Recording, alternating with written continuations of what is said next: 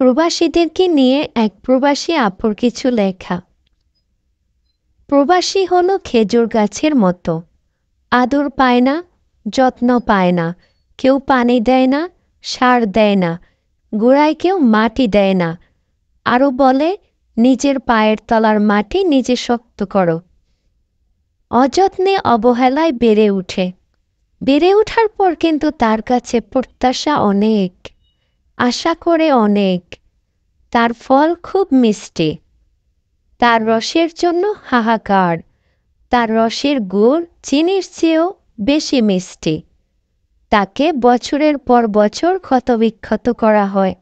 যতদিন বেঁচে থাকে তাকে কাটা হয়, তার রস এক ফোঁটা করে নিগড়ে নেওয়া হয়। রস নেওয়া শেষ হয়ে গেলে আর তার কোনো কদর থাকে না। পথের ধারে একাকী অযত্নে অবহেলায় পড়ে থাকে। তারপরও খেজুর গাছ কোনো অভিযোগ করে না, কিছু প্রত্যাশা করে না, ভালোবাসা চায় না, শুধু ফল দিয়ে যায়, রস দিয়ে যায়, আর মাথা উঁচু করে বেঁচে থাকে নিঃস্বার্থভাবে।